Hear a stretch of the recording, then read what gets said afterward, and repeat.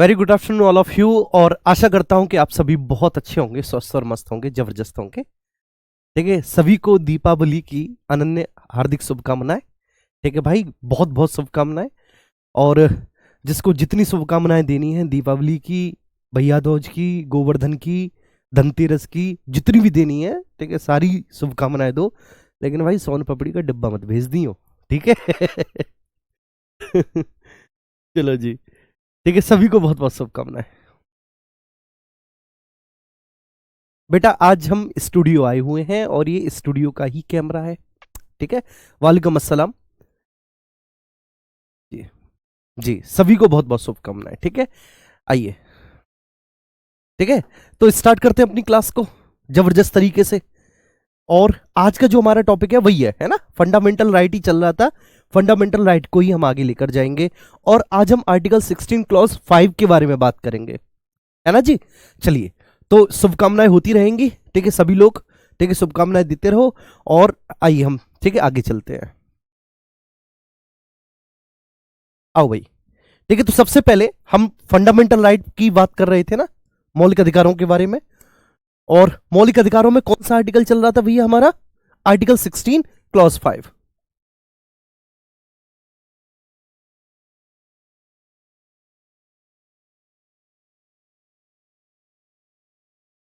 अधिकार, ठीक है। और इसमें हमारा चल रहा था भैया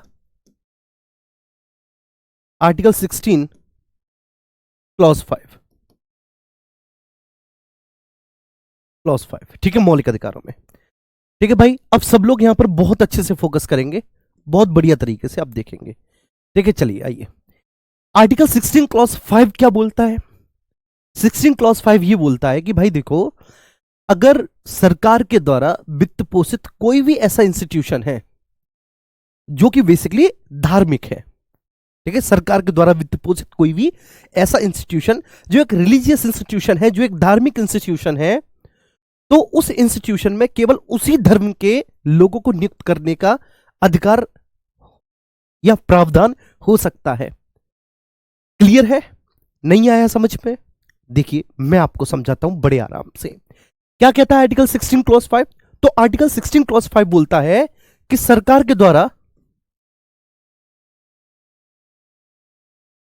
द्वारा वित्त पोषित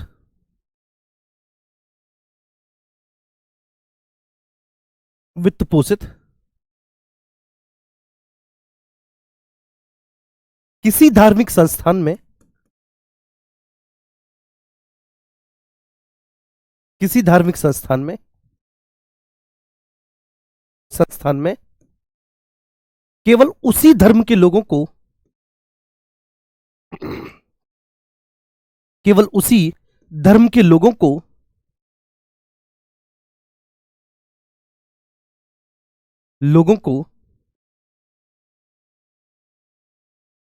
नियुक्त किया जा सकता है। किया जा सकता है।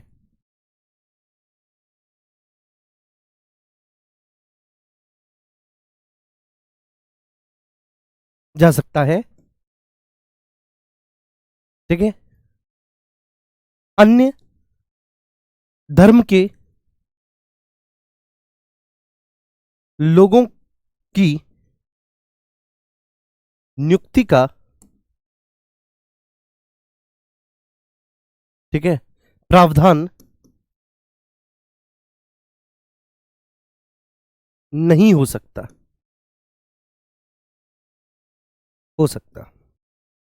ठीक है, मैं आपको बहुत अच्छे से समझाता हूं आर्टिकल 16 क्लॉज 5 क्या बोलता है। जी बेटा। अच्छा, 16 क्लॉज 4 भी नहीं हुआ था? Okay okay okay okay okay, चलो कोई बात नहीं। ठीक है, 16 क्लॉज 4 बता देते हैं। ठीक है, क्यों परेशान हो रहे हो आप? 16 क्लॉज 4 को बता देते हैं। ठीक है, बिल्कुल भी परेशान मत होइए भैया। ठीक है, बिल्कुल भी। 16 क्लॉज 4 बता देते हैं। ठीक है, सबसे पहले 16 क्लॉज 4 पे आ जाओ। आ जाओ सब लोग।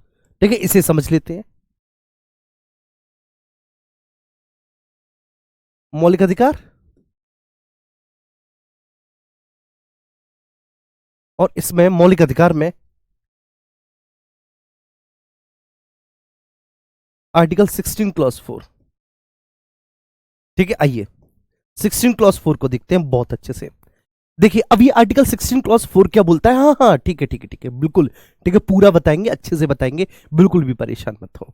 ठीक है सब लोग, 16 क्लॉज 4 जो है यही वास्तव में हमारे संविधान में आरक्षण की व्यवस्था करता है। तो ये जो आर्टिकल है ना, आर्टिकल 16 क्लॉज 4, ठीक है, इसी आर्टिकल में आरक्षण का प्रावधान किया गया है।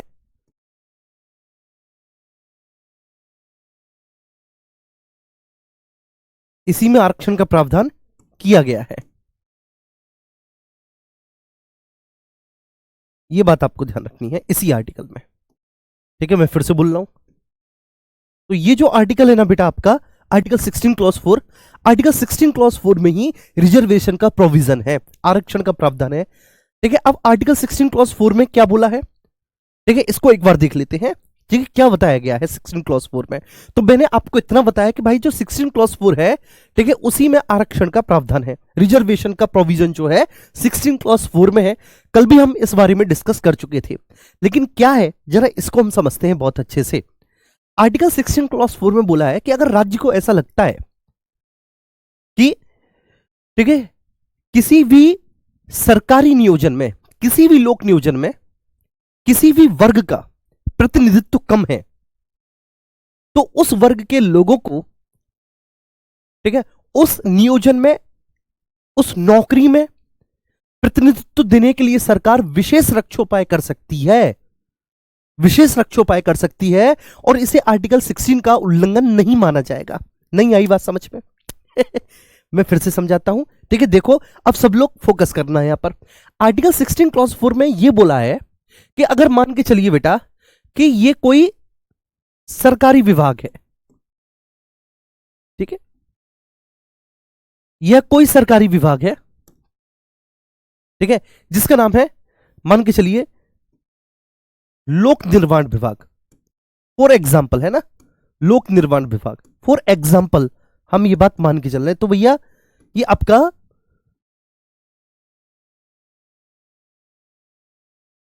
ये आपका लोक निर्माण विभाग है, जो कि एक सरकारी विभाग है। ठीक है, जिसको, ठीक है, आप लोग पीडब्ल्यूडी भी बोलते हैं। ठीक है, पब्लिक वर्क्स डिपार्टमेंट। तो ये आपका लोक निर्माण विभाग है।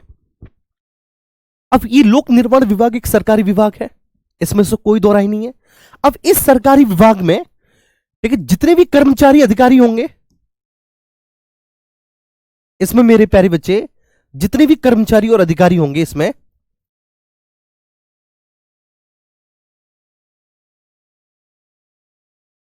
अधिकारी होंगे जितने भी, वो सारे के सारे, ठीक है, सरकारी एम्प्लॉय होंगे। बोलो आप मानते हो कि नहीं? तो यह एक लोक निर्माण विभाग है, ये एक विभाग है, ये एक सरकारी विभाग है मेरे प्यारे बच्चे। ठीक है, और ये जो एक सरकारी विभाग है ना, इस पर जितने भी कर्मचारी अधिकारी होंगे, सारे के सारे कर्मचारी अधिकारी भैया सरकारी एम्प्लॉय होंगे। ये बात मान के चलती हो। लेकिन ठीक है क्या है एक्चुअली कि इस सरकारी विभाग में सरकार को यह आभास होता है, यह अनुभव होता है कि भाई इसमें जो है किसी एक वर्ग विशेष का प्रतिनिधित्व कम है। इस विभाग में किसी एक वर्ग विशेष का प्रतिनिधित्व कम है, विशेष का प्रतिनिधित्व कम है,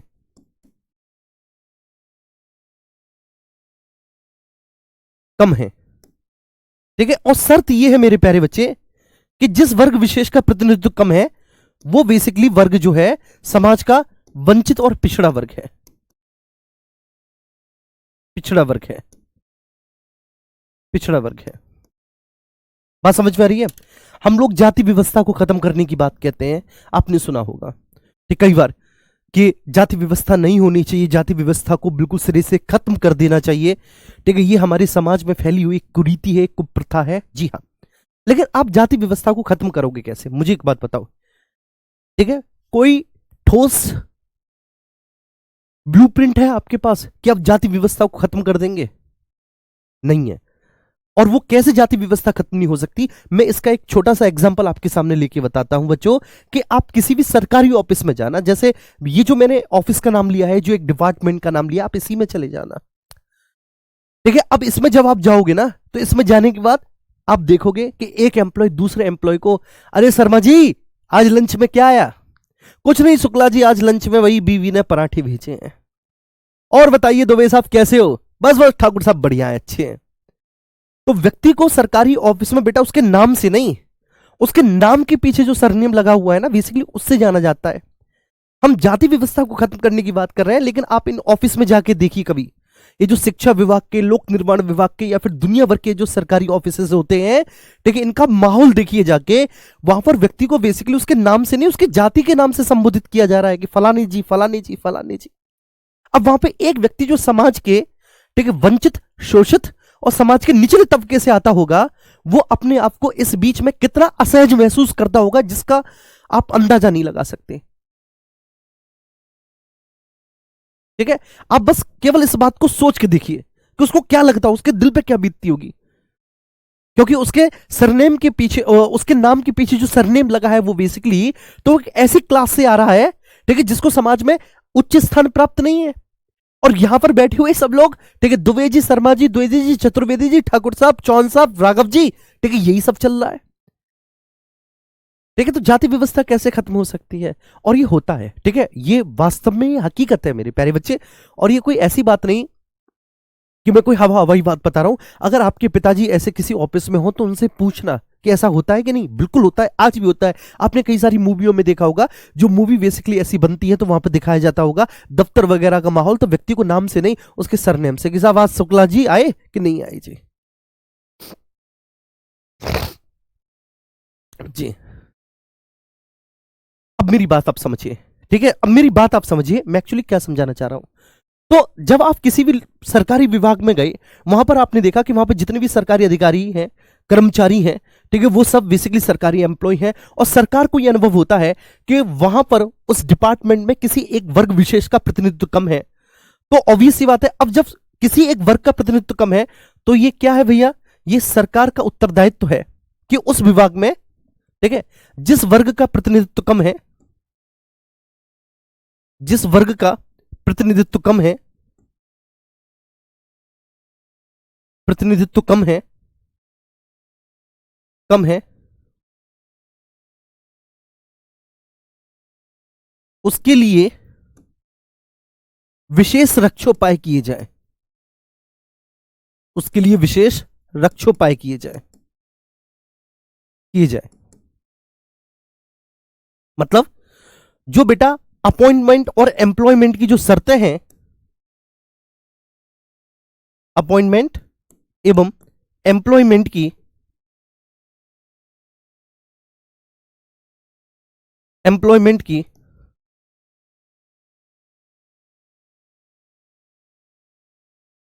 जो शर्तें हैं, उन शर्तों को, ठीक है ना, इस वर्ग से आने वाले लोगों के लिए थोड़ा सा सरल बना दिया जाए। बात समझ में आ रही है ना? ये आरक्षण है। सबसे पहले आप ये समझो कि आरक्षण है क्या। ठीक है, हम शुक्ला हैं भैया जी। जी, आरक्षण आप समझिए बेटा है क्या। तो क्या है कि बेसिकली जिस वर्ग का, ठीक है ना, जिस वर्ग विशेष का प्रतिनिधित्व इस सरकारी विभाग में कम है, तो ये एक सरकारी विभाग है भैया, ये एक सरकारी विभाग है, लोक निर्माण विभाग। और इस सरकारी विभाग में किसी एक वर्ग विशेष का प्रतिनिधित्व कम है, और वो जो वर्ग है वो बेसिकली समाज के, ठीक है ना, जो सप्रेस्ड वर्ग है, जो समाज का वंचित और पिछड़ा वर्ग है, ठीक है, वो वहां से आता है। तो सरकार की ये स्वाभाविक सी बात है बेटा, सरकार का कर्तव्य, सरकार की रेस्पॉन्सिबिलिटी होनी चाहिए कि सरकार इस विभाग में, ठीक है, उस वर्ग के लोगों को बड़ा इजीली एक्सेस दे, ठीक है, जिससे कि उनकी भी संख्या यहां पे बढ़ सके, वो भी सरकारी नौकरी ले सके। तो सरकार क्या करेगी बच्चे, कि जिस वर्ग का प्रतिनिधित्व कम है उसके लिए वो विशेष रक्षोपाय करेगी। मतलब उसके अपॉइंटमेंट और एम्प्लॉयमेंट के लिए जो शर्तें हैं, उन शर्तों को हल्का सा बेटा सरल कर देगी। उन शर्तों को बेटा क्या कर देगी, उन शर्तों को, ठीक है, सरल कर देगी। मेरी बात आप समझना बहुत अच्छे से। उन शर्तों को थोड़ा सा इजी कर देगी। अब इजी क्या कर देगी, इजी ये कर देगी कि कट ऑफ कम कर देगी उन लोगों के लिए, ठीक है, उस वर्ग के अभ्यर्थियों के लिए क्या कर देगी, कट ऑफ कम कर देगी।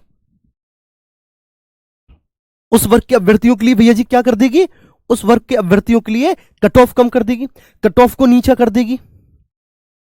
ठीक है ना, अगर अनरिजर्व की कट ऑफ 120 पे गई है तो उस वर्ग से आने वाले अभ्यर्थियों के लिए जो है, ठीक है, वो 105 कर देगी, 90 कर देगी, 95 कर देगी। तो ये बात आप बहुत अच्छे से समझ रहे होंगे, ये बात आपको बढ़िया तरह से समझ में आ गई होगी। यही होता है बेसिकली आर्टिकल 16 क्लॉज 4, जिसमें आरक्षण का प्रावधान है। क्या है कि भैया जी किसी भी सरकारी विभाग में, ठीक है, जिस भी वर्ग विशेष का प्रतिनिधित्व कम है उसके लिए सरकार विशेष रक्षोपाय कर सकती है, और अगर सरकार उसके लिए विशेष रक्षोपाय कर रही है तो इसे आर्टिकल 16 का उल्लंघन नहीं माना जाएगा। हाँ, बिजली विभाग में आपके भाई जगन्नाथ पांडे जी, बिल्कुल, तो आपके भाई को जगन्नाथ जी, ठीक है, जितने भी एम्प्लॉय होंगे वो सब पांडे जी कहते होंगे। ठीक है,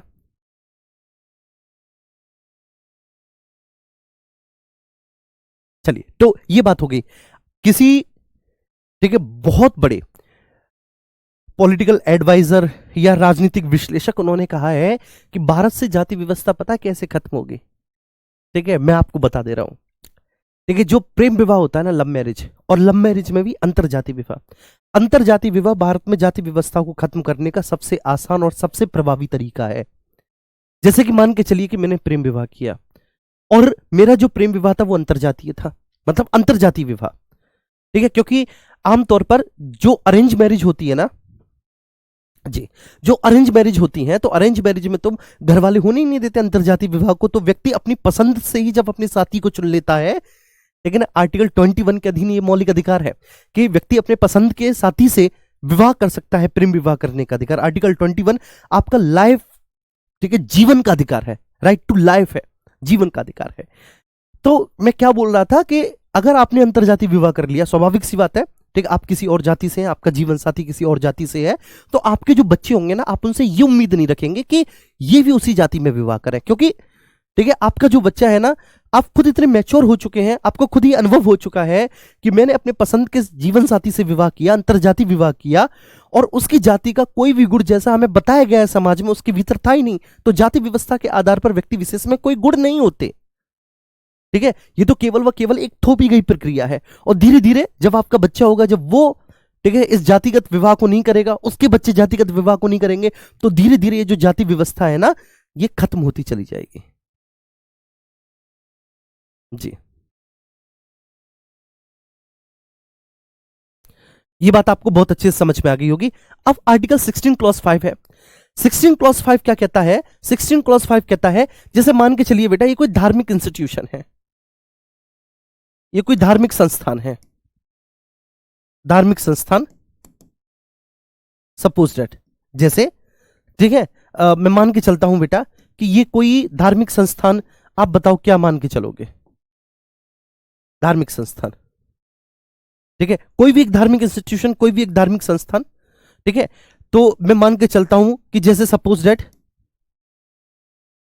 ठीक है, अब मैं इसमें कोई एग्जाम्पल नहीं दे सकता, मेरी मजबूरी ये है कि मैं एग्जाम्पल दूंगा तो दिक्कत हो जाएगी मेरे प्यारे बच्चे। इसमें आप कहोगे नहीं सर ऐसे क्यों दिक्कत हो जाएगी, तो चलो कोई बात नहीं, मैं एग्जाम्पल आपको देता हूं। तो कोई धार्मिक संस्थान है, कोई रिलीजियस इंस्टीट्यूशन है, ठीक है, जैसे कि लाइक यह एक मदरसा है, ठीक है, धार्मिक इंस्टीट्यूशन है, मदरसा है, ठीक है ना।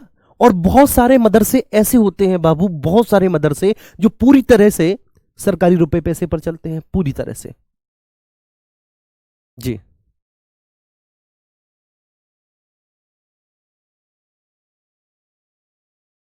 ठीक है जी, हाँ, मदरसा मैंने ले लिया, ठीक है। और बहुत सारे मदरसा ऐसे होते हैं, ठीक है, जिनका खर्चा सरकार वहन करती है, तो इनका खर्चा बेटा सरकार वहन करती है, सरकार वहन करती है। अब इस मदरसे में कोई भी कर्मचारी अधिकारी है बेटा, इस मदरसे का कोई भी कर्मचारी या इस मदरसे का कोई भी अधिकारी, आप बताइए, ठीक है, सरकारी एम्प्लॉय है। अरे भाई, जब सरकार इसका पूरा खर्चा वहन कर रही है, जब सरकार इसका पूरा खर्चा वहन कर रही है, तो obvious सी बात है सरकारी एम्प्लॉय है वो, अधिकारी या कर्मचारी। तो इस मदरसे का जो भी अधिकारी या कर्मचारी है वह पूरा का पूरा बेटा, ठीक है, जब इस पूरे मदरसे का सरकार इसका खर्चा वहन कर रही है, तो वो जो अधिकारी या कर्मचारी हुआ जो उस मदरसे का है बेटा, तो वो भी तो सरकारी एम्प्लॉय हुआ ना, ठीक है, बिल्कुल है। ठीक है, सरकारी एम्प्लॉय है, बिल्कुल है सर सरकारी एम्प्लॉय। अब लेकिन इसमें प्रावधान क्या है, इसमें प्रावधान ये है कि मान के चलिए कि इसमें ठीक है 5 नियुक्तियां हैं, इसमें 5 नियुक्तियां होनी है, बेसिकली 5 नियुक्तियां इसमें होनी है। इसका मतलब है कि 5 अभी इसमें वैकेंसी है, 5 वैकेंसी है, ठीक है अभी इसमें मदरसा में। और ये जो 5 वैकेंसी है इस मदरसा में, ये वैकेंसी कौन कौन सी है ये मैं बता देता हूं। जैसे एक शिक्षक की वैकेंसी है, एक शिक्षक चाहिए एक, ठीक है। 3 सफाई कर्मचारी चाहिए,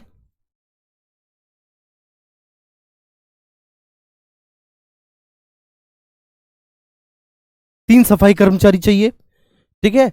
और मान के चलिए कि एक केयर टेकर चाहिए, कोई जो बच्चों का ख्याल रख सके, एक केयर टेकर। तो एक केयर टेकर, 3 सफाई कर्मचारी और एक शिक्षक, ठीक है। इनकी आवश्यकता टोटल 5 नियुक्तियां होनी है। ये पांचों के पांचों सरकारी एम्प्लॉय होंगे।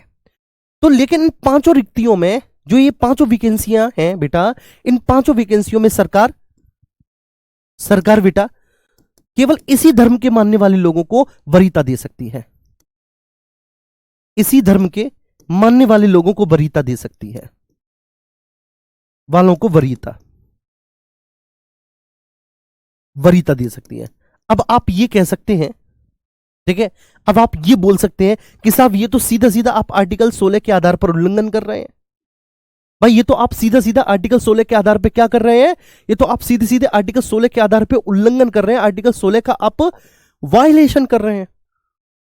कैसे कर रहे हैं भाई, कि भाई ये सरकारी नौकरी है, ये सरकारी नौकरी है, सरकारी नौकरी में आपने केवल किसी एक धर्म विशेष के व्यक्ति को ही वरीयता दे रखी है कि वही व्यक्ति जो है ना अपॉइंट किया जा सकता है, किसी और धर्म के लोगों को इसमें अपॉइंट नहीं किया जा सकता। तो ये तो धर्म के आधार पर भेदभाव हुआ ना, ठीक है जी, ये तो धर्म के आधार पर भेदभाव हुआ ना। तो वहां पे सरकार कहेगी नहीं ये धर्म के आधार पर भेदभाव नहीं है, बेसिकली ये क्या है बेटा कि ये एक धार्मिक संस्थान है, चाहे बेशक उसका सरकार पूरी तरह से खर्चा चला रही है, लेकिन इस धार्मिक संस्थान में जितने भी एम्प्लॉय हैं, जितने भी अधिकारी कर्मचारी हैं, अगर हम उसी धर्म के मानने वाले लोगों को इसमें वरीयता देंगे तो इसका सबसे पहला रीजन ये होता है कि क्योंकि वे बेसिकली उसी धर्म से आते हैं, तो इसलिए उनकी धार्मिक आस्था होगी, ठीक है। सबसे पहली बात तो आस्था का प्रश्न हो गया। दूसरा ये हो गया कि इस धर्म में जो व्यक्ति अपॉइंट किए जाएंगे जो इसी धर्म से आएंगे, ठीक है, जिस धर्म का ही संस्थान है तो उसी धर्म के व्यक्तियों को अपॉइंट किया जाएगा। तो एक तो जो अपॉइंट किए जा रहे हैं उनकी अपनी आस्था होगी, ठीक है। और दूसरा क्या है कि जो व्यक्ति पहले से इसमें काम कर रहे हैं, इस संस्था में जो पहले से एम्प्लॉय हैं जो काम कर रहे हैं, ठीक है, तो ऑब्वियस सी बात है वो भी सहज महसूस करेंगे कि उन्हीं के धर्म से या उन्हीं के धर्म को मानने वाले व्यक्ति को इसमें अपॉइंट किया गया है, ठीक है। तो अब चूंकि ये धार्मिक इंस्टीट्यूशन है तो उनकी जो सहजता का स्तर है वो सहजता का स्तर बेटा थोड़ा सा बढ़ जाएगा, ठीक है। उनकी सहजता का स्तर थोड़ा सा बढ़ जाएगा, वो थोड़ा सा सहज महसूस करेंगे, ठीक है। और दूसरी सबसे बड़ी बात क्या है, सहज भी महसूस करेंगे और इसमें भी कोई दोहराए वाली बात नहीं है क्योंकि एक धार्मिक संस्थान है तो किसी दूसरे धर्म का व्यक्ति उसकी इतनी आस्था नहीं हो सकती जिसमें, ठीक है, जितनी की उसी धर्म के मानने वाले व्यक्ति की होगी, ठीक है। तो ये एक रीजन है, आर्टिकल 16(5) में ये बोला गया है कि सरकार के द्वारा वित्त पोषित किसी भी धार्मिक संस्थान में इसी धर्म के लोगों को, केवल जो उस धर्म का धार्मिक संस्थान है उसी धर्म के लोगों को अपॉइंट किया जाएगा, अन्य धर्म के लोगों को नहीं किया जा सकता और इसे आर्टिकल 16 का उल्लंघन नहीं माना जाएगा, ये बात ध्यान रखना। चलिए आइए, देखो मैं आपको फिर भी बता रहा हूं, देखो बेटा मैं आपको फिर भी समझा रहा हूं मेरे प्यारे बच्चे, ठीक है। जो मैंने अनुभव किया, जो मैंने महसूस किया, ये बहुत वनरेबल टॉपिक है, ठीक है ना। ये जो टॉपिक मैं पढ़ा रहा हूं ना, आमतौर पर मेरे प्यारे बच्चे मैंने देखा है कि ऑफलाइन क्लासेस में जो पीसीएस और यूपीएससी की क्लासेस होती हैं जिनमें ये मान के चला जाता है कि पढ़ने वाले स्टूडेंट बहुत सहज होते हैं, बहुत पढ़े लिखे होते हैं, ठीक है ना। और ठीक है वो भी जो है ना आमतौर पर, ठीक है, जब ये आर्टिकल 15 और 16 वाली क्लासेस चलती है ना तो वो भी कई बार टीचर के प्रति जो है ना, ऑफलाइन क्लासेस में, ये तो ऑनलाइन है, टीचर के प्रति आग बबूला हो जाते हैं क्योंकि ऐसे एग्जाम्पल टीचर को रखने पड़ते हैं समझाने के लिए, ठीक है। तो ये, ठीक है, आप ये कह सकते हैं मैंने केवल समझाया है, ये मैं केवल बता रहा हूं आपको और कोई इश्यू नहीं है, बस समझा रहा हूं मैं आपको, ठीक है। ये बात ध्यान रखना बस मेरे प्यारे बच्चे। जी। और सबसे बड़ी बात क्या है कि आपको समझ में भी आ गया होगा। अगर मैंने अपना एफर्ट लगाया आपको समझाने में, तो आपको समझ में भी आया होगा बहुत अच्छे से। अब आप आइए यहाँ पर। ठीक है, सबसे पहले मैं एक बार बात करूंगा आर्टिकल 16 क्लॉज 4 की। ठीक है, आर्टिकल 16 क्लॉज 4 को समझाऊंगा बहुत अच्छे से। ठीक है, समझिए इसमें आर्टिकल 16 क्लॉज 4 में क्या है। तो 16 क्लॉज 4 में बेसिकली रिजर्वेशन का प्रावधान है, आरक्षण का प्रावधान है। आरक्षण का प्रावधान है। आरक्षण का मतलब आप समझते हो, रिजर्वेशन का मतलब आप समझते हो। जैसे जब आप ट्रेन में यात्रा करते हो तो पहले से ही आप अपनी सीट को रिजर्व करा लेते हो। तो अगर आपने वह सीट रिजर्व करा ली तो कोई दूसरा व्यक्ति आपकी सीट पे आके नहीं बैठ सकता, ये तो रिजर्वेशन होता है। ठीक है, तो इसमें क्या है आर्टिकल 16 क्लॉज 4 में, 16 क्लॉज 4 में सरकार ने खुद, देखिए ऐसे विभागों में जहां पे सरकार को लग रहा है कि जो बेसिकली सप्रेस्ड क्लास है, जो वंचित, पिछड़ा और शोषित वर्ग है, ठीक है, उस वर्ग के लोगों की संख्या, उस वर्ग के कर्मचारी अधिकारियों की संख्या, ठीक है, उस नौकरी में अगर कम है, तो सरकार उस वर्ग के लोगों को उस नौकरी में लाने के लिए कुछ विशेष उपबंध करेगी, स्पेशल प्रोविजन करेगी, रक्षोपाय करेगी। ठीक है, और इस तरह का सरकार जो प्रोविजन करती है ना, ये इसलिए करती है ताकि उन लोगों को भी, ठीक है, यहां पर इस नौकरी में लाया जा सके। और जब वो इस नौकरी में आ जाएंगे तो ऑब्वियस बात है धीरे धीरे वह जो मुख्य धारा से कटे छटे हैं वह मुख्य धारा में आ जाएंगे। अब जब वो मुख्य धारा में आ जाएंगे, यही तो सरकार का उद्देश्य है। ठीक है, सबका विकास करना। क्लियर है, सबका विकास करना, तो ये बात है। उम्मीद करता हूं ये बात समझ में आ गई। अब मैंने आपको एक एग्जांपल दिया यहां पर। ठीक है, मेरे आप एग्जांपल समझना कि जैसे मैंने आपको बताया था कि सर एक लोक निर्माण विभाग है, पब्लिक वर्क्स डिपार्टमेंट है, सरकारी विभाग है। इसमें जितने भी अधिकारी कर्मचारी होंगे सारे के सारे वो सरकारी एम्प्लॉय होंगे। ठीक है ना, वो सारे के सारे सरकारी एम्प्लॉय होंगे। तो अगर सरकार को ऐसा लगता है खुद की भाई, ठीक है, इस विभाग में किसी एक वर्ग विशेष का प्रतिनिधित्व कम है, लेकिन वो वर्ग जो है वह समाज के शोषित और वंचित वर्ग से आता है, पिछड़ा वर्ग है, तो समाज बेसिकली सरकार जो है वह उस वर्ग के व्यक्तियों के लिए कुछ स्पेशल प्रोविजंस कर सकती है, जिससे कि ठीक है वो व्यक्ति यहां पर इस डिपार्टमेंट में अपॉइंट हो जाए बेसिकली, जिससे कि वो मुख्य धारा में भी आ सके और एक संतुलन स्थापित हो सके, क्योंकि उस वर्ग के लोगों की संख्या कम थी। अब उसी वर्ग के लोगों की संख्या कम क्यों थी, जो वंचित और पिछड़ा वर्ग है? क्योंकि उसने कभी अपने शिक्षा के अधिकारों को जिया ही नहीं। बात समझ में आ रही है? उसको या तो वंचित किया गया या फिर उसको इतनी समझ नहीं थी, क्योंकि ठीक है उनकी जो पीढ़ियां थी उन्होंने कभी शिक्षा ग्रहण ही नहीं की, क्योंकि उनको यह बताया गया कि भाई ठीक है शिक्षा प्राप्त करना आपका अधिकार है ही नहीं। आपका अधिकार क्या है? आपका तो ठीक है जो अधिकार है, जो आपका कर्तव्य है, वो तो यही है कि बेसिकली ठीक है ना, लोगों की सेवा करना, इत्यादि इत्यादि। ठीक है ना, ब्ला ब्ला ब्ला। ये मैं आपको समझा रहा हूं। ठीक है, लेकिन संविधान के लागू हो जाने के बाद ठीक है सभी को समान रूप से शिक्षा का अधिकार दिया गया। अब जब सभी को समान रूप से शिक्षा का अधिकार दिया गया, तो बेटा वो वर्ग ठीक है जिसकी पीढ़ियां शिक्षा ग्रहण करती हुई आ रही थी, तो वो तो रेस में काफी आगे रह गया। ठीक है, काफी आगे चला गया। लेकिन जिनकी पीढ़ियां शिक्षा ग्रहण नहीं करती आ रही थी, जिनको पढ़ाया लिखाया नहीं जा रहा था, या फिर वो पढ़ नहीं पा रहे थे क्योंकि उनको पता था कि हम तो पढ़ने के लिए बने ही नहीं है, फिर उनसे बोला गया कि भाई आप भी पढ़ सकते हो। ठीक है, तो अब यहां पर वो लोग जो अब नया नया पढ़ना स्टार्ट किए हैं, वो तो उनसे कंप्लीट नहीं कर सकते। जब वो कंप्लीट नहीं कर सकते उनसे, तो उनके लिए हमने कुछ ठीक है सॉफ्ट कॉर्नर दे दिया, उनके लिए हमने कट ऑफ को कम कर दिया। ठीक है, उनको इजीली एक्सेस दे दिया सरकारी डिपार्टमेंट्स में, जिसमें कि वो लोग भी आकर जो है ना मुख्य धारा में लाए जा सके। क्लियर है? ये बात समझ में आ रही है? समझ में आ रही है तो सब लोग थम्स अप दो।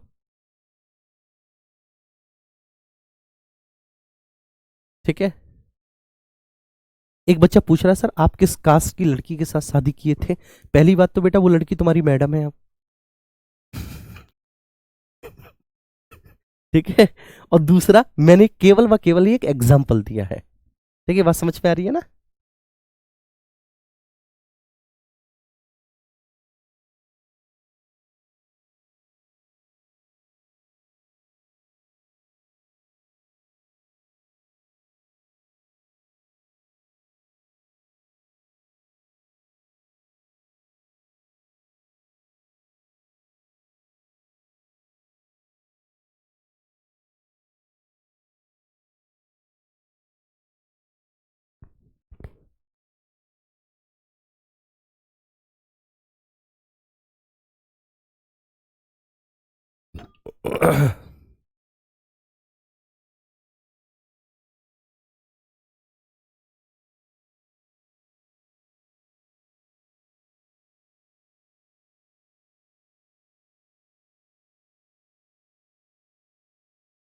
चलिए बहुत ही मजेदार।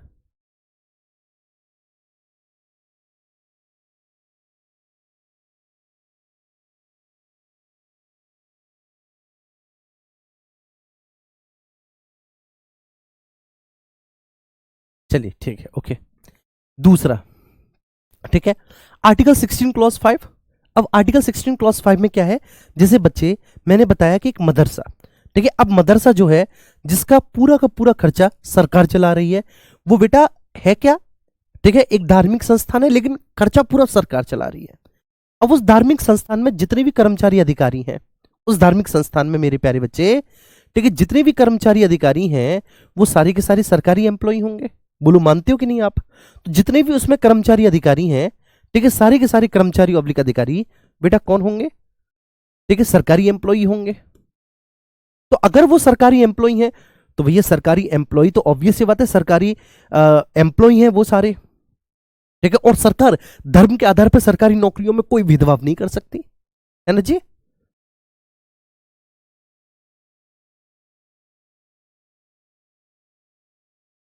जी ठीक है, क्लियर है। अब मेरी बात आप समझिए बहुत अच्छे से, ठीक है। अब सरकार तो भैया धर्म के आधार पर भेदभाव कर ही नहीं सकती, ठीक, किसी भी सरकारी नौकरी में, ठीक है, मैंने बोला है लोक नियोजन के विषय में अफसर की समानता, तो सरकारी नौकरी में किसी भी तरह का कोई भेदभाव हो ही नहीं सकता धार्मिक आधारों पे। लेकिन यहां पर क्या है, यहां पर हो रहा है कि केवल उसी धर्म के लोगों को अपॉइंट किया जा रहा है, ठीक है, जो कि, ठीक है, इस धर्म से आते हैं, जो मतलब अगर मदरसा है तो बेसिकली मदरसा मुस्लिम के लिए होता है, तो इसमें केवल व केवल मुस्लिम धर्म के लोगों को ही वरीयता दी जा रही है, अन्य धर्म के लोगों को अपॉइंट नहीं किया जा रहा। तो भाई ये तो अन्य धर्म के लोगों के मौलिक अधिकार का हनन हो गया, ये तो अन्य धर्म के लोगों के मौलिक अधिकारों का उल्लंघन हो गया। तो बस बेटा आप इस बात को समझना कि नहीं, ऐसा क्यों, क्योंकि बेसिकली बेशक चाहे यह सरकार के द्वारा वित्त पोषित कोई भी धार्मिक संस्थान क्यों ना सही, देखिए इसमें अगर उसी धर्म के लोगों को अपॉइंट या एम्प्लॉयमेंट किया जा रहा है तो ऐसा इसलिए किया जा रहा है क्योंकि भैया उस धर्म के लोगों की धार्मिक मान्यता है ये, ठीक है ना, उस धर्म के लोगों की अपनी धार्मिक मान्यता है, तो उस धार्मिक मान्यता को, ठीक है, फॉलो करने के लिए उन धार्मिक रीति रिवाजों को, क्योंकि वो उस धर्म के रीति रिवाजों को जानते होंगे। अगर मान के चलिए किसी और दूसरे धर्म के व्यक्ति को अपॉइंट किया गया और वहां पे कोई धार्मिक क्रियाकलाप हुआ तो वो दूसरे धर्म का व्यक्ति असहज हो सकता है। जैसे मंदिर में आप पुजारी अगर किसी मुस्लिम को बना दोगे, ठीक है, तो आरती इत्यादि के समय वो असहज हो सकते हैं, तो इसलिए जो पुजारी होते हैं वो हिंदू धर्म को ही मानने वाले होते हैं, ठीक है। ऐसे ही, ठीक है, मस्जिद में जो मौलवी होते हैं वो मुस्लिम ही होते हैं, कोई मौलवी हिंदू तो नहीं होता। अगर हिंदू मौलवी होंगे तो जब नमाज अदा की जाएगी या फिर जब और रिचुअल्स किए जाएंगे तो वो असहज हो जाएंगे।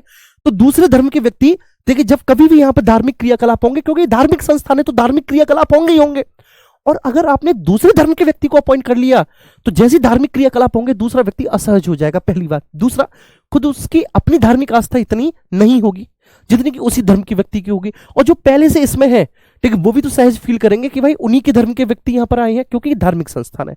ये बात आप बहुत अच्छे से समझ के होंगे। आर्टिकल 16 क्लॉज 5 क्या है, ठीक है। अब आर्टिकल 16 क्लॉज 6 है, क्लॉज 6 है, ठीक है। आर्टिकल 16 क्लॉज 6 जो है, ठीक है, ये वही है इकोनॉमिकली वीकर सेक्शन के लिए, सरकारी नौकरी में, सरकारी नौकरी में, नौकरी में विशेष प्रावधान,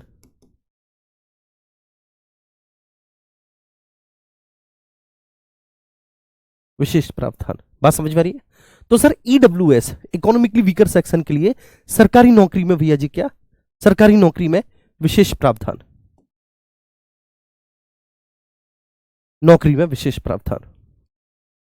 उम्मीद करता हूं ये बात आपको बहुत अच्छे से समझ में आ गई होगी आर्टिकल 16 क्लॉज 6 में, ठीक है। और ये मूल संविधान में ये आर्टिकल नहीं था, इसको हमने 103वें संविधान संशोधन के माध्यम से जोड़ा है।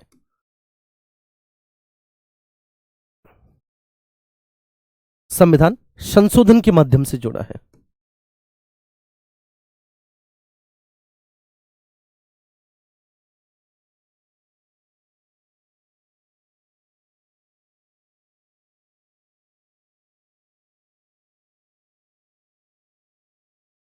ठीक है, तो इसको हमने 103वें संविधान संशोधन के माध्यम से जोड़ा है,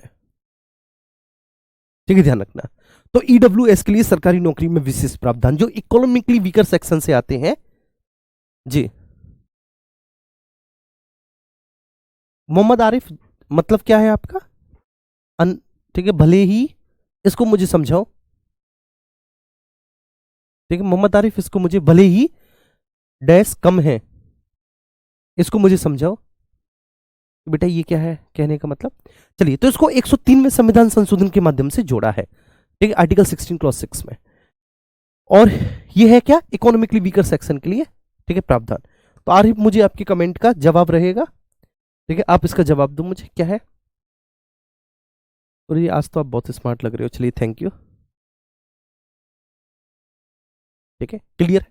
आइए, अब इसके बाद आर्टिकल 17 है, ठीक है। आर्टिकल 17 बड़ा सीधा साधा, बड़ा सिंपल सा आर्टिकल है। और आर्टिकल 17 कहता है अवॉइलेशन ऑफ, अवॉइलेशन मतलब उन्मूलन ऑफ, ठीक है, अस्पृश्यता, अस्पृश्यता को बोलेंगे अनटचेबिलिटी, ठीक है, अस्पृश्यता का उन्मूलन,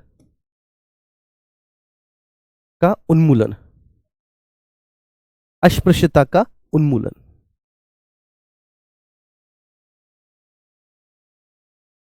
ठीक है, अवोल्यूशन ऑफ,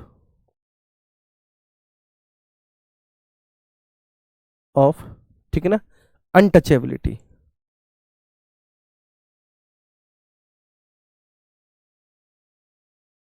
अनटचेबिलिटी, अस्पृश्यता का उन्मूलन।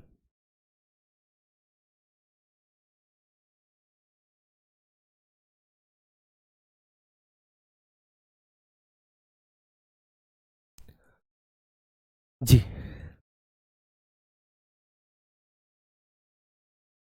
ठीक है। अस्पृश्यता क्या है, जरा इसको एक बार समझ लेते हैं जी। ठीक है, अस्पृश्यता क्या है, जरा अस्पृश्यता को समझ लेते हैं। आइए, देखो, अस्पृश्यता का मतलब होता है, ठीक है, जहां पर बेसिकली जाति के आधार पर किसी एक व्यक्ति को छूने से इनकार कर दिया जाए कि ये सब फलां जाति से आता है जी।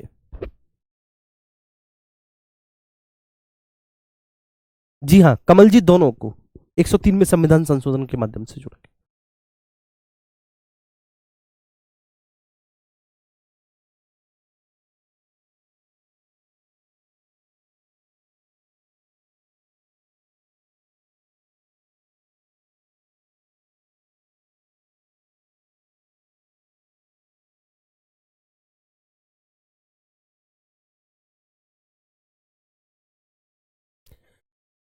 चलिए,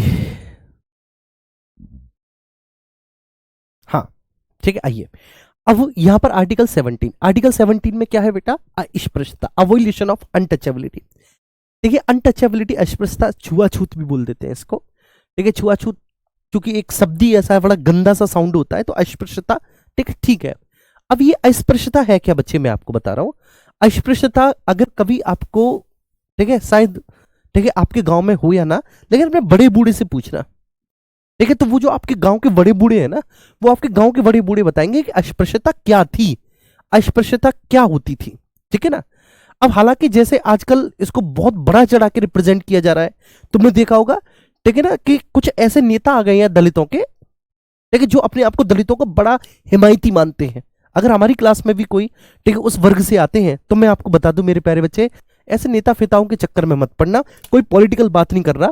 अब जैसे मायावती जी, ठीक है, दलित है, ठीक है, और दलितों के नाम पर वो उत्तर प्रदेश की 4 बार मुख्यमंत्री भी रही, केवल कि वो दलितों की मसीहा है, ठीक, दलितों का उद्धार करेंगी, ये करेंगी, वो करेंगी, लगभग, ठीक है, 500 करोड़ से ऊपर का मायावती जी ने अपना घर बनवाया है, ठीक है, 500 करोड़ से ऊपर का घर।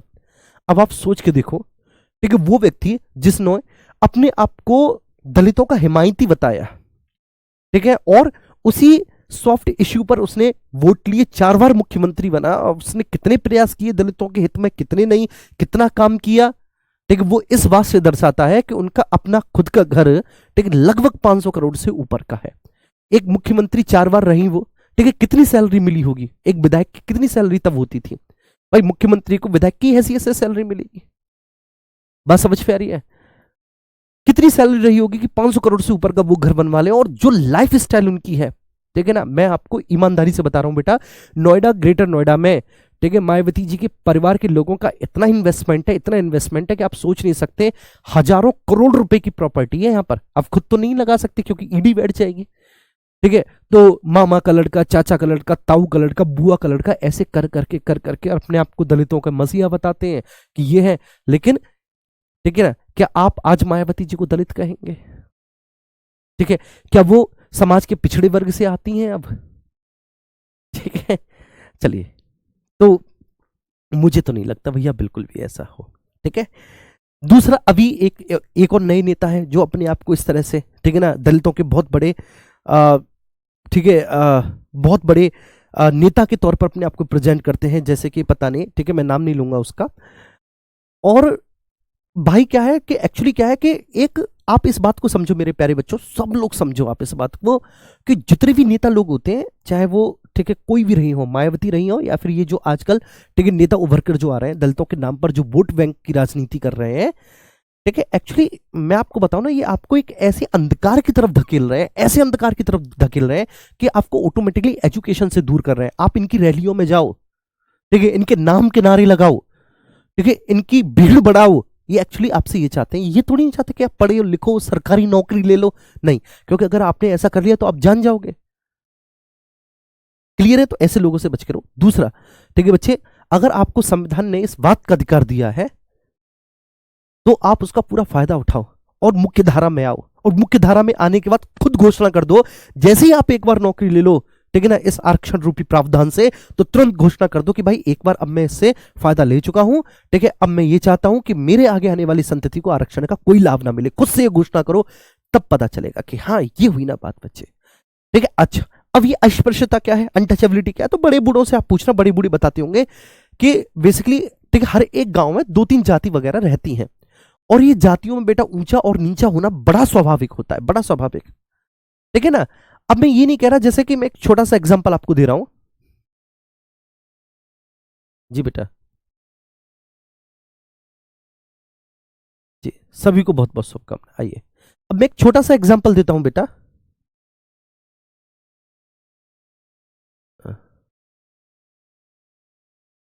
अरे देखो, देखो बेटे, एक छोटा सा एग्जांपल मैं आपको देता हूं कि जैसे कोई गांव है, तो एक गांव में 4-5 बाड़े होते हैं। बाड़े का मतलब होता है बेसिकली, ठीक है, कि गांव में 4-5 ऐसी कॉलोनियां होती हैं, ठीक है, कि साहब, ठीक है, इस जाति की जो लोग हैं, उनके जो घर हैं वो इस स्थान पर है, इस जाति के इस पे। आज भी गांव में वैसी संरचना आपको देखने को मिलती है। तो गांव की जो ऊंची जातियां रहती हैं आमतौर पर, ठीक है, वो जो उस गांव में जो तथाकथित निम्न जाति है, मैं मान नहीं रहा, जो तथाकथित निम्न जाति है बच्चे, ठीक है, उनके साथ वो अपने सामाजिक संपर्कों को बहुत कम रखते हैं, बहुत कम रखते हैं सामाजिक संपर्कों को। जैसे आमतौर पर वो अपने, ठीक है, शादी ब्याह में उनको नहीं बुलाएंगे, ठीक है, ये सारी चीजें होती हैं। तो अस्पृश्यता ये है कि जहां पर आप किसी की जाति के आधार पर आप किसी को छूने से इनकार कर दो, छूने से मना कर दो, ठीक है, उसके साथ खाना खाने तो बहुत दूर की बात रहेगी बेटा, ठीक है, आप उसके साथ बैठो भी ना, ठीक है, इस आधार पर। अब सोच के देखो कि कितनी अजीब विडंबना है, जहां हमारे यहाँ, ठीक है, गाय को माता माना जाता है, गाय पशु है, ठीक है, और गाय को हम सब अपनी माता मानते हैं, ठीक है, गाय हमारी माता है, हम सब लोग गौ माता कहते हैं उनको, ठीक है ना। और है भी एक्चुअली, ऋग्वेद में गाय को अगन्या कहा गया है, न मारे जाने योग्य पशु कहा गया है ऋग्वेद में गाय को, ठीक है। तो जहां, ठीक है, गाय को पूजा जाता है, ठीक है, और हमारे जितने भी विभिन्न देवी देवता हैं, ठीक है, सबकी सवारी कोई ना कोई पशु या पक्षी है, हम सबको पूजते हैं। इसका सीधा सा मैसेज ये है कि पशु पक्षियों को पूजना चाहिए, उनकी भी पूजा करनी चाहिए। बेसिकली उनमें भी इतनी ही जीवात्मा है जितनी हम में है, यही तो स्पष्ट सा मैसेज है। तो वहां पर, ठीक है ना, ये क्या अव्यवस्था फैलाई गई, ये इतनी बड़ी कुरीति स्थापित की गई उस धर्म में, कि जहां पे व्यक्ति को उसकी जाति के आधार पर छूने से, उसके साथ बैठने से, उसके साथ खाने से, ठीक है, इनफैक्ट उसके साथ खड़े होने से ही इनकार कर दिया जाता है, खड़े होने से इनकार कर दिया जाता है।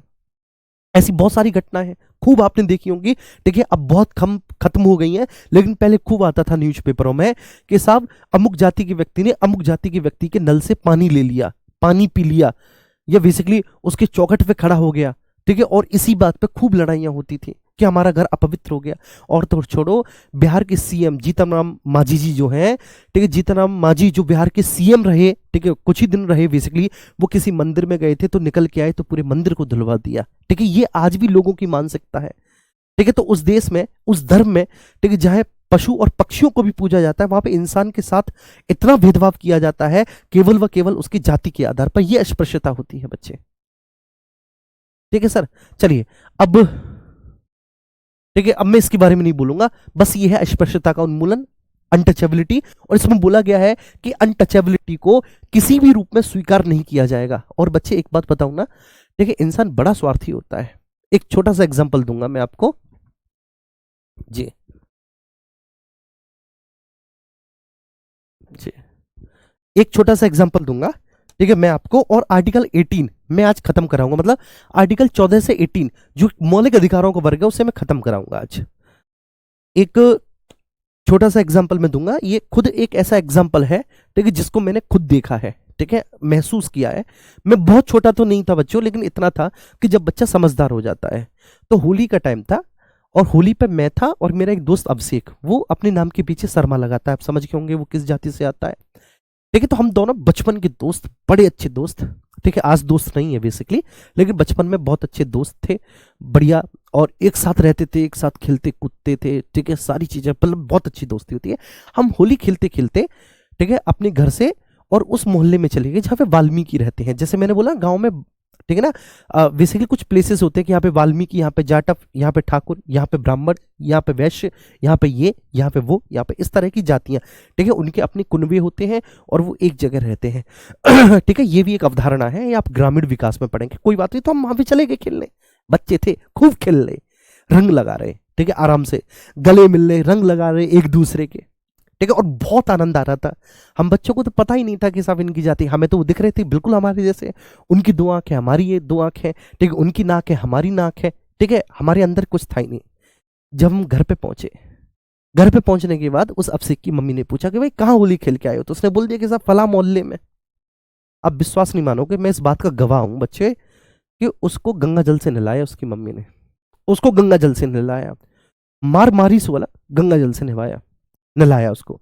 मुझ में भी एक दो थप्पड़ मार दी कि क्यों गया, तू ही लेके गया होगा हमारे लड़के को। तो मैंने मना कर दिया कि मैं क्यों लेके जाऊंगा, वो मुझसे बड़ा था, मैं क्यों लेके जाऊंगा, कोई बात नहीं, बात खत्म। मैंने अपने घर पे बताई, मेरे घर वालों का कोई रिएक्शन नहीं, कोई बात नहीं बेटा, चले गए, तुम जाया करो, कोई दिक्कत नहीं। ठीक है, ये मेरे घर वालों का रिएक्शन था। तो एक्चुअली ये जो बेटा शिक्षा आती है ना, हमें घर से आती है, ठीक है, ये हमें घर से, ठीक है, ये संस्कार हमें अपने घर से दिए जाते हैं। अच्छा कोई बात नहीं। अब मैं आपको बड़े आश्चर्य की बात बताता हूं कि हमारे पूरे गांव में, उस समय की बात है, हमारे पूरे गांव में किसी के पास गाड़ी नहीं थी चार पहिए, हमारे पास भी चार पहिए गाड़ी नहीं थी, किसी के पास गाड़ी नहीं थी। और हमारा गांव जो है वो बेसिकली उसमें मेजोरिटी जो है वो ठाकुर है, ठीक है, और बहुत बहुत खेत है उनके पास। तो किसी ठाकुर के पास भी गाड़ी नहीं थी उस गांव में। ठीक, एक वाल्मीकि भैया थे, ठीक है, राजू भैया, आज तक मुझे नाम याद है, उनके पास एक मारुति वैन थी लाल कलर की, बहुत अच्छे से मुझे याद है, राजू भैया। और राजू भैया एक्चुअली क्या थे कि अपनी उस वैन को किराए पे चलाते थे, किराए पे बोलते हैं ना, तो किराए पे चलाते थे, ठीक है, सवारियां उसमें ढोते थे राजू भैया। तो हम बड़े पैशनेट थे उस गाड़ी की तरफ, मारुति वैन, हमारे गांव में एक ही गाड़ी थी, तो बड़े पैशनेट थे। हम देखते, अरे यार इसमें ये स्टीयरिंग होती है, गियर होता है, ये होता है, बच्चे ही तो थे। ठीक है, 2 या 3 दिन बाद रहा होगा, ईश्वर ने ऐसा देखो बेटा दिखाया, 2 या 3 दिन बाद की बात रही होगी कि पंडितानी जी की इतनी तबीयत खराब हो गई, इतनी तबीयत खराब होगी बहुत ज्यादा, और मतलब इस तरह से हो गया कि भाई इनको तत्काल जो ना अलीगढ़ लेके जाया जाए। मतलब हमारे यहाँ से अलीगढ़ ही है, ठीक है, अगर किसी की तबीयत खराब हो जाती है तो हॉस्पिटल अलीगढ़ में ही है। हमारे यहाँ कस्बे में अच्छे हॉस्पिटल नहीं है, उस समय तो बिल्कुल भी नहीं थे, तो भाई अलीगढ़ लेके जाया जाए। अब अलीगढ़ कैसे लेके जाया जाए, मोटरसाइकिल पर तो जा नहीं सकती, या तो अलीगढ़ से एम्बुलेंस लेके आओ करके भाई किसी हॉस्पिटल से, या फिर गाँव में किसी के पास गाड़ी हो तो उससे लेके जाओ। आप पता है किसकी गाड़ी आई, राजू भैया की गाड़ी आई। और वही पंडितानी जिसने अपने बच्चे को गंगा जल से नहलाया, वो अपनी तबीयत खराब होने पे जब बिल्कुल मरणासन्न थी, वो उसी राजू भैया की गाड़ी में बैठ के गई। मैं तब उनको पंडितानी मानता कि वो मना कर देती कि भाई मैं मर जाऊंगी लेकिन गाड़ी में बैठ के नहीं जाऊंगी। जब अपनी जान पे आई तो तुरंत गाड़ी में बैठी, ठीक है, और चली गई और बच के आ भी गई।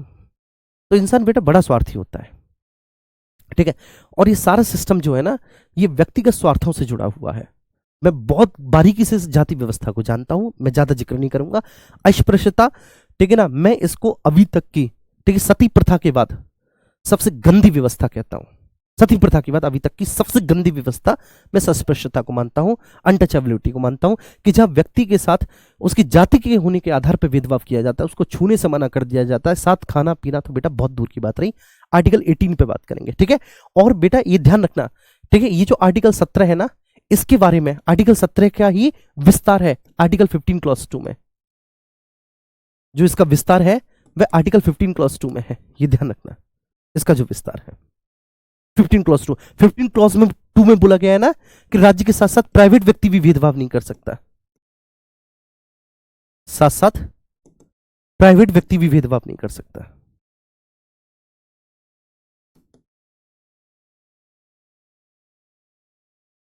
व्यक्ति भी भेदभाव नहीं कर सकता है।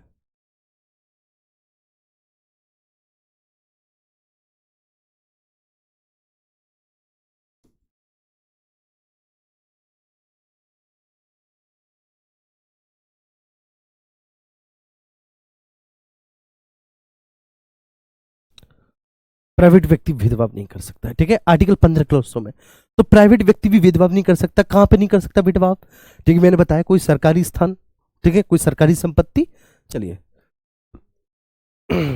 जी,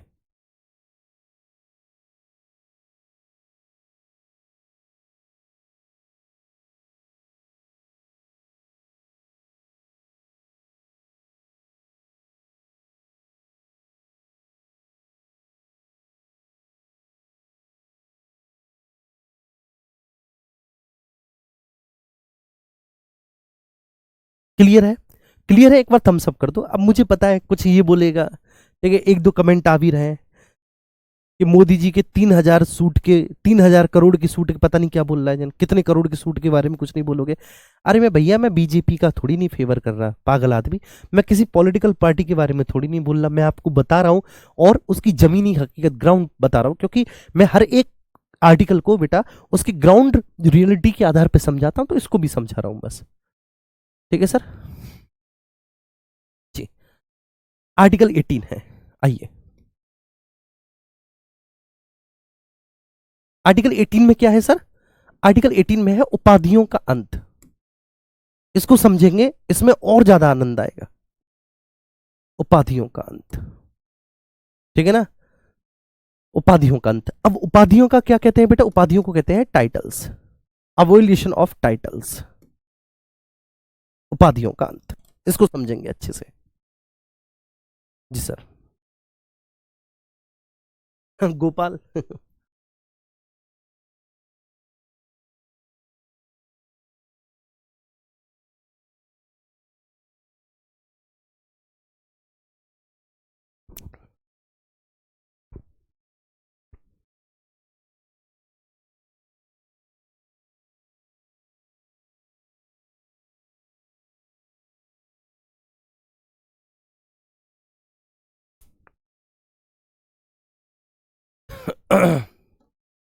चलो ठीक है बेटा, किसने बनाई, जातियां कैसे बनी, ठीक है ना, ये सब छोड़ो, लेकिन आप नहीं मानेंगे, ठीक है, इस व्यवस्था को आप इसमें विश्वास रखो, ठीक है, सब कुछ ठीक हो जाएगा।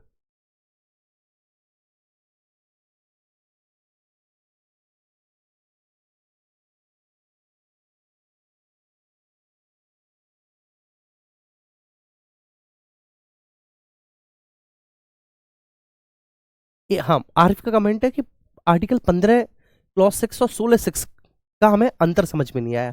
भाई 16(6) में ये बोला है कि सरकारी नौकरियों में आरक्षण दिया जाएगा, और 15 क्लॉज 6 में ये बोला गया है कि भैया, ठीक है, ईडब्ल्यूएस को वरीयता दी जाएगी, ठीक है, बेसिकली किसी भी कार्य विशेष में ईडब्ल्यूएस को वरीयता दी जाएगी, और ईडब्ल्यूएस को अगर हम वरीयता दी जा रही है तो उसे धर्म, मूलवंश, जाति, लिंग, जन्म स्थान के आधार पर कोई भेदभाव नहीं माना जाएगा।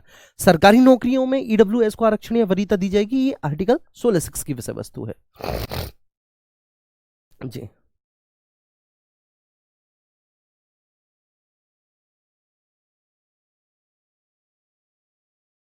बहुत अच्छे। अब आर्टिकल जी, चलिए, अब आर्टिकल 18 पे आते हैं बेटा। आर्टिकल 18 क्या है, आर्टिकल 18 है उपाधियों का अंत, ठीक है, अबोलिशन ऑफ टाइटल्स। अब देखो अंग्रेज क्या करते थे, मेरी बात समझेंगे, कोई कमेंट नहीं करेगा। अंग्रेज क्या करते थे बच्चे कि अगर अंग्रेजों को अपने हित में कोई काम करवाना होता था, ठीक है, जैसे कोई भी व्यक्ति है जो अंग्रेजों की खिलाफत कर रहा है, ठीक है, उनकी नीतियों का विरोध कर रहा है, तो अंग्रेज उनको आमतौर पर या तो अपनी किसी ना किसी काउंसिल का सदस्य बना के उसे चुप कर देते थे। अंग्रेजों ने ऐसे कई बार किया, ठीक है, मोतीलाल नेहरू वगैरह जैसे बहुत सारे ऐसे राष्ट्रवादी नेता रहे, ठीक है, जिनको उन्होंने किसी ना किसी काउंसिल का मेंबर बना दिया या कोई पद दे दिया तो वो चुप हो गए, क्योंकि बेसिकली अंग्रेजों की कृपा से वो पद मिला। या फिर अगर पद नहीं देने लायक, इतने योग्य नहीं है, तो उनको उपाधि दे दो। तो अंग्रेजों ने उपाधियों को बांटकर अपने हित में बहुत सारे काम करवाए भैया, बहुत सारे। ठीक है, अंग्रेजों के समय में आपने देखा होगा, अंग्रेजों ने किसी को केसर हिंद की उपाधि दे दी, तो अंग्रेजों ने बेटा किसी को राय रायन की उपाधि दे दी, किसी को राय बहादुर की उपाधि दे दी, किसी को नाइटहुड की उपाधि दे दी, किसी को इसकी उपाधि दे दी, किसी को उसकी उपाधि दे दी। अब अंग्रेजों ने जब इनको उपाधि दी, तो अंग्रेज बेसिकली उस समय स्टेट थे, राज्य थे, सरकार थे। तो सरकार जब किसी भी व्यक्ति विशेष को उपाधि देती है, तो ऑब्वियस सी बात है, सरकार उससे यह अपेक्षा भी रखती है कि वह सरकार विरोधी गतिविधियों में संलिप्त ना रहे, और जो लोग सरकार विरोधी गतिविधियां करें, ठीक है, उनको समझाए, उनको बहलाए, उनको फुसलाए। और अंग्रेजों ने बेटा ये उपाधियां बांट बांट के फ्री की, ठीक है, अपने हित में खूब सारे काम करवाए। लेकिन हमारे संविधान निर्माता इस बात को लेकर बहुत सजग और बहुत जागरूक थे कि भाई हमें संविधान में यह प्रावधान करना है कि राज्य किसी भी व्यक्ति को कोई भी उपाधि नहीं दे सकता, क्योंकि अगर राज्य उपाधि देने लग गया, तो जिस तरह से अंग्रेजों ने अपने हित में उपाधियां दे दे के गलत काम करवाए लोगों से, ठीक है ना, और सरकार की नीतियां की आलोचना जहां पर होनी थी, वहां पर अंग्रेजों ने कई सारे लोगों के इस तरह के प्रलोभन देने के बाद मुंह शांत कर दिए। तो ऐसे सरकारें भी कर सकती हैं, और करती भी हैं सरकारें, खूब सरकारें करती हैं बेटा, ठीक है। तो इसलिए ठीक है, हमारे संविधान में यह प्रावधान किया गया क्या भैया, कि राज्य, आर्टिकल 18 क्लॉज 1 में, राज्य किसी भी व्यक्ति को व्यक्ति को व्यक्ति को कोई उपाधि नहीं दे सकता। राज्य किसी व्यक्ति को कोई उपाधि नहीं दे सकता, हां, ठीक है ना, हां, विद्या और सेना संबंधी सम्मान दे सकता है, विद्या या सेना संबंधी सम्मान दे सकता है, संबंधी सम्मान दे सकता है, सम्मान दे सकता है,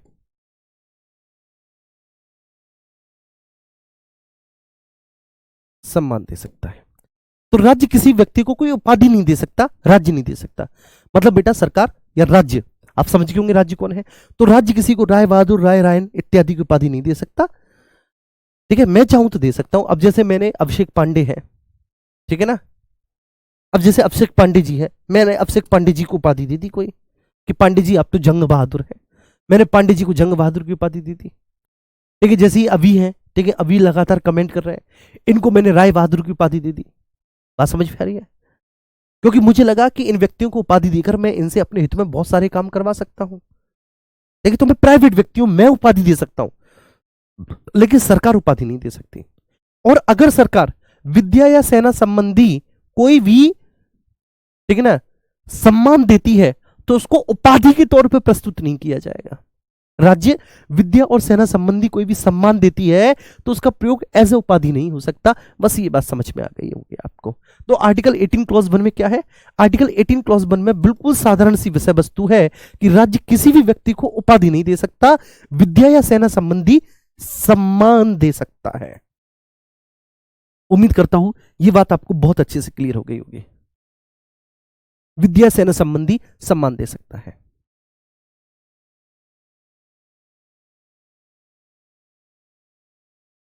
ठीक है, अच्छा, अब ये जो विद्या सेना संबंधी सम्मान मिलते हैं, इनका कोई व्यक्ति उपाधि की तरह प्रयोग भी नहीं करेगा। ये बात भी क्लियर है कि जो विद्या और सेना संबंधी सम्मान मिल रहे हैं बेटा, इनका कोई व्यक्ति एज ए उपाधि प्रयोग नहीं कर सकता। आर्टिकल 18 क्लॉज 2 है कि भारतीय नागरिक बेटा किसी भी विदेशी राज्य से कोई उपाधि नहीं ले सकता, किसी भी विदेशी राज्य से कोई उपाधि नहीं ले सकता, कोई उपाधि नहीं ले सकता, नहीं ले सकता।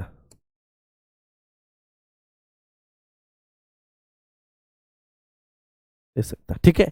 तो भारतीय नागरिक किसी भी विदेशी राज्य से बेटा कोई उपाधि नहीं ले सकता, बस सिंपल सी बात है।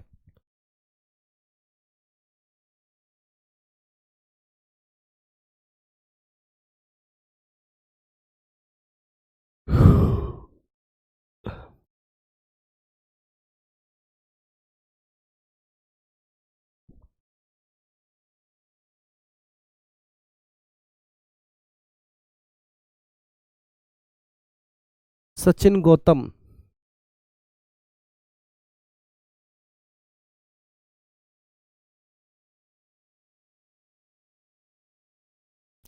सचिन गौतम कह रहे हैं आपको दलितों के बारे में कुछ नहीं पता है। बेटा मुझे जितना पता है उतना तुम्हें तो क्या, ठीक है, किसी को नहीं पता होगा।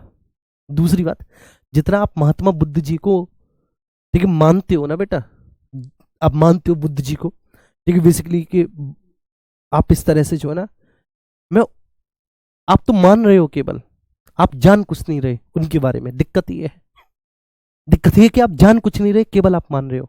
और जितना मैं जानता हूं ना बेटा, ठीक है, मैं इतना सब कुछ जानता हूं, इतना सब कुछ जानता हूं उनके बारे में कि बाकायदा बेटा, ठीक है ना, मेरी पीएचडी का सब्जेक्ट ही यही था, एंशियंट हिस्ट्री। और एंशियंट हिस्ट्री में भी ये जो आपका रिलीजियस रिफॉर्म था, जो धार्मिक सुधार हुआ था 6ठी शताब्दी ईसा पूर्व में, जो चीन में कन्फ्यूशियस के नेतृत्व में हुआ, ठीक है, भारत में बेसिकली जैन और बौद्धिज्म आंदोलन हुए, ठीक है, वहीं ईरान में ये आपका जरथुस के नेतृत्व में हुआ, और यूनान में पाइथागोरस के नेतृत्व में हुआ। तो ये जो पूरा है ना, ये बहुत अच्छे से मैं जानता हूं, आप जानते भी नहीं हो। आप यही है कि आपको ऊपर ऊपर से जो है ना, ठीक है, बता दिया, और आपने कभी पढ़ने की कोशिश ही नहीं की अंदर जाकर चीजों को, ये दिक्कत है। चलिए क्लियर है बेटा। तो भारतीय नागरिक किसी भी विदेशी राज्य से कोई उपाधि नहीं ले सकता, आर्टिकल 18 क्लॉज 2 में है। अच्छा क्यों नहीं ले सकता, एक बात बताओ, कोई भारतीय नागरिक विदेशी राज्य से उपाधि क्यों नहीं ले सकता मेरे प्यारे बच्चे? क्योंकि विदेशी राज्य भी तो, ठीक है, अपने हित में भारतीय नागरिक से काम करवा सकता है। अरे बोलो बेटा, कि कोई विदेशी नागरिक, ठीक है, मतलब कोई भी भारतीय नागरिक विदेशी राज्य से क्यों उपाधि नहीं ले सकता? जैसे मान के चलिए कि कोई, ठीक, भारत में कोई महत्व की पर्सनैलिटी है, क्लियर है सर, भारत में कोई महत्व की पर्सनैलिटी है बच्चे, ठीक है, कोई सेलिब्रिटी है, और किसी विदेशी राज्य ने उसको उपाधि दे दी, है ना, तो वो उस विदेशी राज्य के फेवर में हो सकता है बेटा कुछ बातें करे, ठीक है, या फिर लोगों को इन्फ्लुएंस करे। आमतौर पे जो पर्सनैलिटी होते हैं, ठीक है, जो सेलिब्रिटी होते हैं, जो एक्चुअली राष्ट्र, ठीक है, नेशनल जो चेहरे होते हैं आमतौर पर, जैसे क्रिकेटर हो गए, एक्टर हो गए, या फिर पॉलिटिशियंस हो गए जिनको हम और आप लोग जानते हैं, स्पोर्ट्स पर्सन हो गए, ठीक है, जिनको आप सेलिब्रिटी लोग बोलते हो। तो अगर मान के चले किसी सेलिब्रिटी को किसी विदेशी राज्य ने कोई उपाधि दे दी, ठीक है, तो वो जो है ना, वो जो सेलिब्रिटी है वो उसके फेवर में बात कर सकता है, ठीक है, उस राज्य के हितों की बात करेगा। और अगर वो उस राज्य के हितों की बात करेगा, उसके फेवर में बात करेगा, या उस राज्य की केवल बढ़ाई भी करेगा, उस राज्य की केवल बढ़ाई भी करेगा, तो उसको मानने वाले भारत में जितने भी इन्फ्लुएंसर्स हैं, ठीक है, वो भी बेसिकली उसकी बढ़ाई करने लगेंगे, तारीफ करने लगेंगे, क्योंकि ठीक है साहब, हमारा सेलिब्रिटी इसकी तारीफ कर रहा है। तो ये है दिक्कत है। और हो सकता है कि वो राज्य जो है ना, ठीक, भारत विरोधी गतिविधि में शामिल हो और अपने हित में बहुत सारे काम करा ले, ऐसे ही ऐसा हो सकता है ना मे बी। तो इसलिए भारतीय नागरिक किसी भी विदेशी राज्य से कोई उपाधि नहीं ले सकता।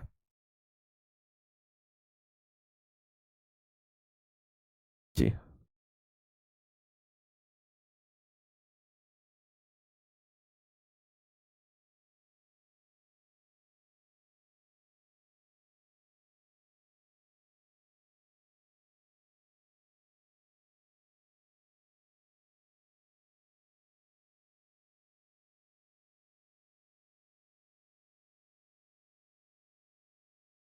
ठीक है।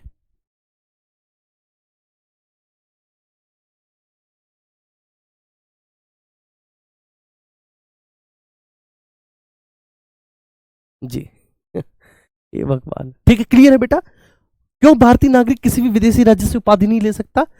आपको मैंने समझा दिया कि अगर बेटा सरकार उपाधि नहीं दे सकती किसी को, क्यों? क्योंकि ऑब्वियस सी बात है, सरकार उपाधि दी के, ठीक है, अपने हित में कोई गलत काम भी करवा ले, ठीक है, या फिर लोग बेसिकली सरकार की गलत नीतियों का विरोधी ना कर पाए जिनको उपाधि मिली है। ठीक है, तो ऐसे ही ऐसा भी तो हो सकता है कि कोई विदेशी राज्य भारतीय नागरिक को उपाधि देके, ठीक है, इनडायरेक्टली ही सही अपने हित में कार्य करा रहा हो, ठीक है, और जबकि वो जो विदेशी राज्य है वो भारत विरोधी गतिविधियों में संलिप्त हो, तो ऐसा हो सकता है। अब आर्टिकल क्लॉज 3 है, 18 क्लॉज 3 है कि कोई भी विदेशी नागरिक बेटा, कोई भी विदेशी नागरिक नागरिक जो राज्य के अधीन नियोजन पर है, राज्य के अधीन एम्प्लॉयमेंट या अपॉइंटमेंट पर है, जो राज्य के अधीन बेटा एम्प्लॉयमेंट और अपॉइंटमेंट पर है,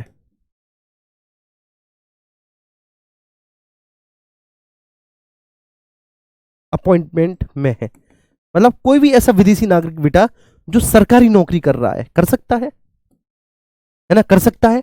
तो कोई भी विदेशी नागरिक भैया जो राज्य के अधीन एम्प्लॉयमेंट और अपॉइंटमेंट पे है, मतलब कोई भी विदेशी नागरिक जो सरकारी नौकरी कर रहा है, तो वह राष्ट्रपति की सहमति के बिना, राष्ट्रपति की सहमति के बिना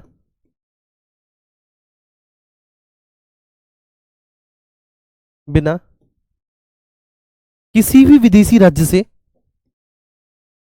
किसी भी विदेशी राज्य से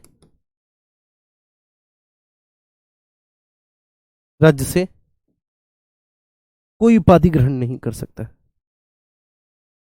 कोई उपाधि ग्रहण नहीं कर सकता, नहीं कर सकते।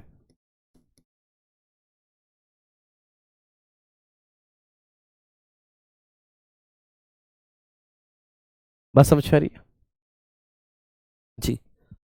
तो कोई भी विदेशी नागरिक बेटा जो राज्य के अधीन एम्प्लॉयमेंट और अपॉइंटमेंट पे है, मतलब कोई भी विदेशी नागरिक है सरकार के अधीन नौकरी कर रहा है बेटा, वो राष्ट्रपति की सहमति के बिना किसी भी विदेशी राज्य से कोई उपाधि ग्रहण नहीं कर सकता। बस सिंपल सी बात है, आर्टिकल 18 क्लॉज 3 में है ये। उम्मीद करता हूं ये बात समझ में आ गई होगी भैया सबको।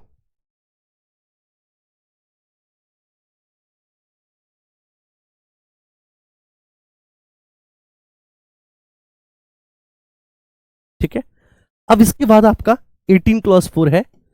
18 क्लॉज 4 कहता है बच्चे कि चाहे भारतीय है या विदेशी, चाहे भारतीय है या विदेशी और राज्य के अधीन नियोजन पर है, राज्य के अधीन नियोजन मतलब कोई सरकारी नौकरी कर रहा है, राज्य के अधीन नियोजन का मतलब समझ गए बेटा, मतलब सरकारी नौकरी कर रहा है, सरकारी नौकरी कर रहा है, तो वो बिना राष्ट्रपति की सहमति के, बिना राष्ट्रपति की सहमति के,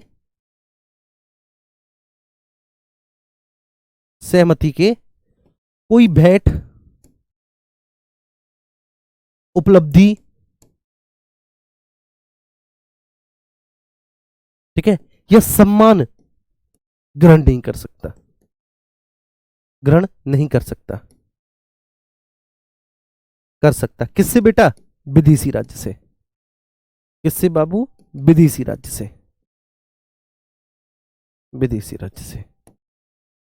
ठीक है, तो कोई भी भारतीय अथवा विदेशी, कोई भी भारतीय अथवा विदेशी जो राज्य के अधीन नियोजन, ठीक है, जो राज्य के अधीन नौकरी कर रहा है, वो बिना राष्ट्रपति की सहमति के कोई भी भेंट, उपलब्धि या सम्मान ग्रहण नहीं कर सकता। बस ठीक है, बस हो गया। तो पूरा समानता का अधिकार खत्म हुआ आज आर्टिकल 14 से 18। उम्मीद करता हूं आपको बहुत अच्छे से समझ में आया होगा बच्चों। ठीक है, wish you very very happy Diwali all of you. ठीक है, मजे से पटाखे फोड़ो, ठीक है ना, बहुत अच्छे से फोड़ो, और ठीक है ना, अपनी अपनी ही पटाखे फोड़ो भैया, ठीक है, किसी दोस्त फोस्त के चुरा के नहीं। चलो, यहाँ पर बहुत पटाखे फूट रहे हैं हमारे स्टूडियो में आज। देखो, चुरा के फूट रहे हैं, कोई किसी का चुरा लेता है, कोई किसी का, और ऐसे करके फूट रहे हैं, फिर लड़ाई हो रही है बाद में, भाई तूने मेरा पटाखा चला दिया, तूने मेरा चला दिया भाई।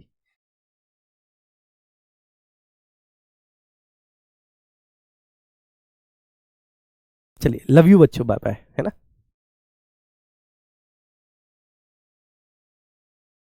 सर आप किसी भी राजनीतिक नेता को उदाहरण मत दिया करो, बाकी आप पढ़ाते सही हैं। अरे भाई साहब, इतनी जबरदस्त सलाह दी है।